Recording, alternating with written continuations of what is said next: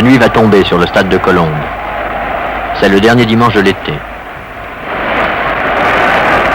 Sur la piste, 80 garçons se sont tendus la main, 40 Russes, 40 Français. Et autour d'eux, 60 000 spectateurs retrouvent brusquement le goût de l'innocence et des plaisirs perdus.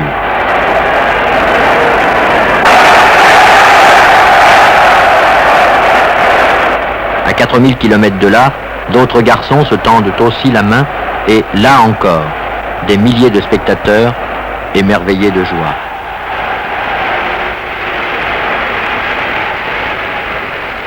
C'est cela l'athlétisme.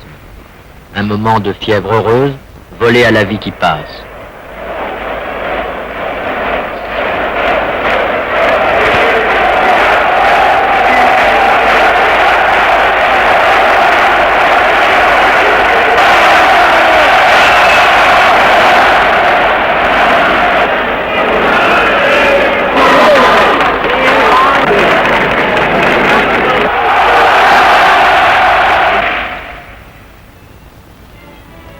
Maintenant, la foule est partie.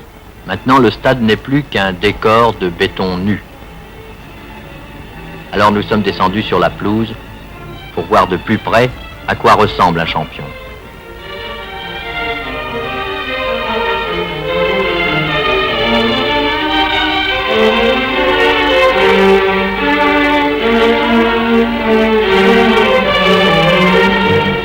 Ce parfum d'adolescence, ce goût de l'amitié véritable, voilà nos premières vraies découvertes. Il faut que cela existe d'abord. Ensuite seulement, viendra le travail. Un bel et long travail.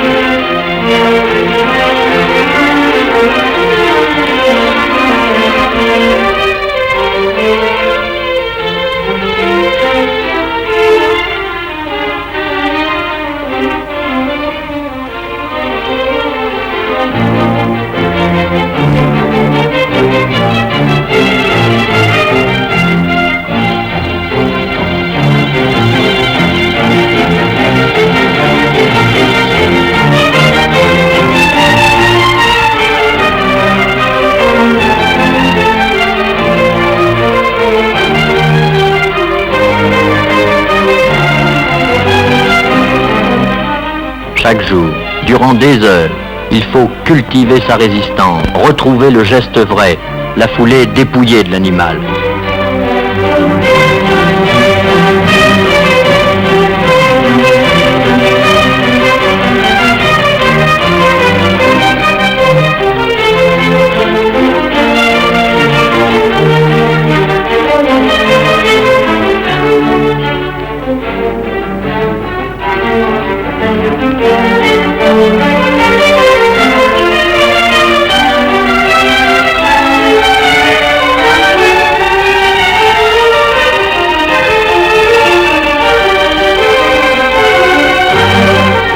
Lorsqu'ils seront gavés de résistance, ils reviendront vers le stade, vers la piste, où l'entraîneur les attend, pour les dompter, pour les affûter.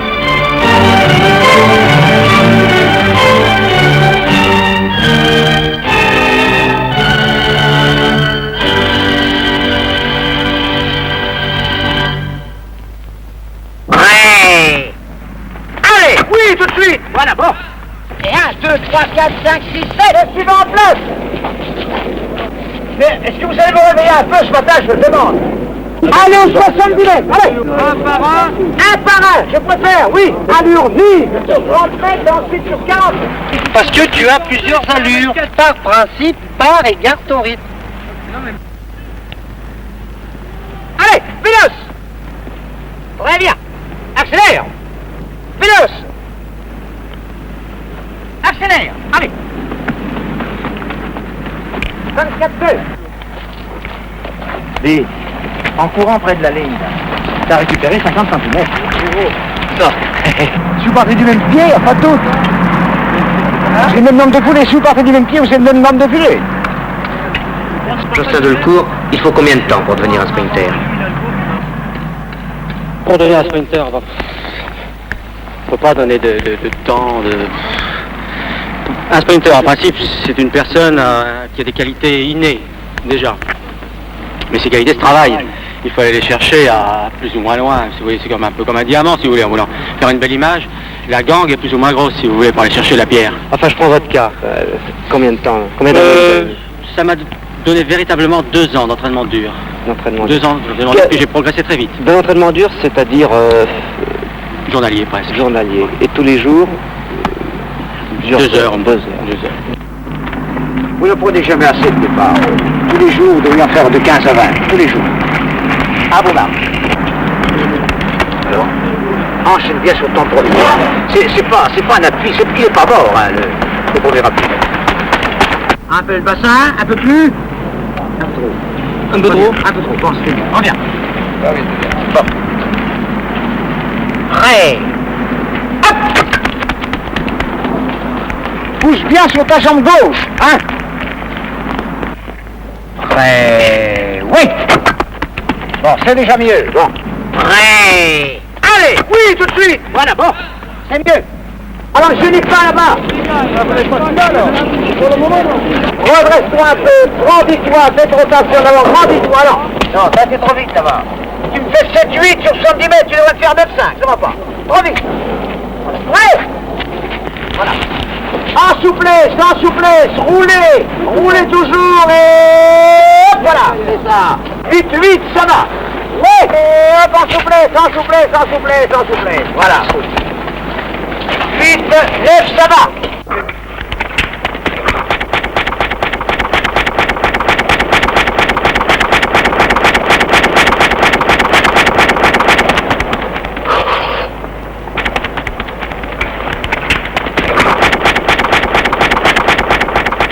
Ici, c'est l'emplacement des mains, hein. L'emplacement des mains. Donc, normalement, les filles doivent se placer au moins ici. Voilà, c'est ça. Bien. C'est maintenant.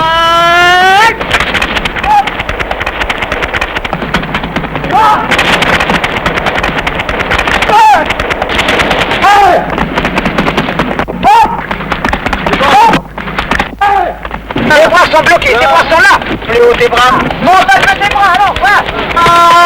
Voilà, c'est ça. Ah, mais les bras sont bloqués au corps. Les bras sont bloqués, tes bras sont là. C'est le moignon qui bouge. 3 mètres, ça va. Guy, c'est important ces mouvements que font les athlètes en s'échauffant?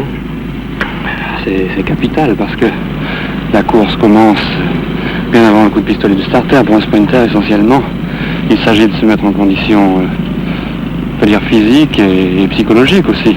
Physique d'abord avec un tas de mouvements. Et un tas de mouvements, c'est des mouvements prévus, précis? Non, pas vraiment. Il y a quand même une famille de mouvements précis et prévus, mais à l'intérieur de cette famille, on peut facilement transgresser certaines lois. Il n'y a pas de loi vraiment. C'est surtout à l'intuition. Enfin, il faut quand même assouplir les muscles qui sont derrière les cuisses, les plus fragiles, souvent pour les sprinters. Se donner une souplesse générale, aussi bien des reins que du corps, que d'un peu partout. Et ensuite, en même temps que le corps s'assouplit, on essaie de se mettre en condition psychologique pour la compétition. Lorsqu'on arrive sur le stade, vous comprenez, on est quand même comme monsieur tout le monde qui descend de l'autobus, n'a pas spécialement envie de courir. Et au moment où 2 heures après on se met dans les starting blocks, il faut être méchant, il faut être devenu un peu un autre. Alors, ces mouvements préparent, si vous voulez, le corps et aussi par l'échauffement, l'espèce d'euphorie qui monte, ça prépare aussi psychologiquement. Chez nous, on cite toujours l'exemple de cette femme qui était en voiture avec son fils, un bébé. La roue avait crevé, elle monte sur l'accotement, elle met le cric, et puis le gosse, pendant ce temps-là, était descendu. Et se glisse sous la voiture, et l'accotement est émouvant, et la voiture s'enfonce. Cette femme se rend compte que son fils va être écrasé, et soudain, lors d'elle-même, par la peur, retient la voiture, crie à son fils de sortir, et son fils sort, elle lâche tout, et elle tombe évanouie. Alors évidemment, cette voiture, ça pouvait être une 4 chevaux seulement, mais c'était également seulement une femme. C'est assez fantastique ce qu'elle a pu faire.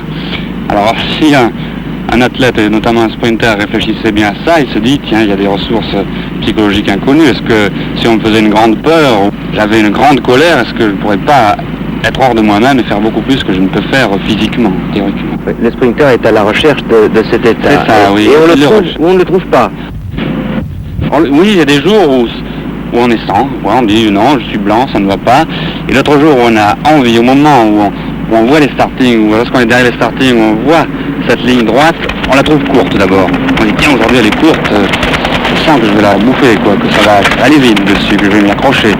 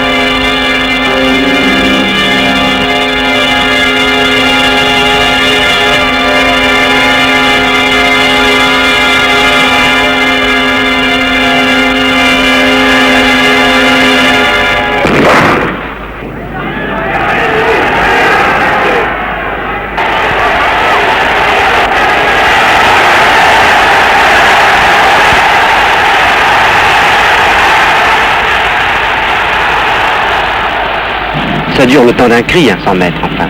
Pour vous, peut-être des tribunes, oui, mais pas dans la course. Dans la course, on pense à une foule de choses.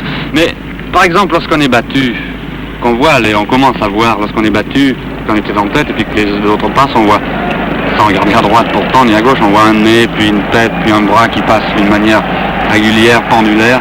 Et alors, à ce moment-là, on pense, on dit, tiens, c'est un tel. Peut-être j'aurais pu le battre aujourd'hui. Enfin, vous voyez beaucoup de choses, on peut se dire. Et on pense également à tout ce qu'on fait. Mais ça, c'est parce qu'on a tellement de mémoire musculaire à force de s'entraîner tous les jours. On doit avoir ce contrôle de soi qui est très important, puisque je le répète, le 100 mètres est très technique. Et d'autre part, il faut quand même avoir cette main qui vous pousse dans le dos, vous comprenez, cette fureur, quoi. Mais quand même la contrôler, il ne faut pas courir comme un fou. Finalement, le sprint, c'est 10 années de travail pour 10 secondes de course, quoi. C'est ça, c'est à peu près ça, de début à la fin, du départ. D'ailleurs, vous allez voir, je vais vous faire voir un départ. Le départ, on croit qu'il s'agit de donner un coup de canon, d'exploser. C'est faux. Je vous donnerai d'abord un coup de canon et je vous donnerai un véritable départ travaillé et vous verrez la différence et vous verrez que ça n'a aucun rapport.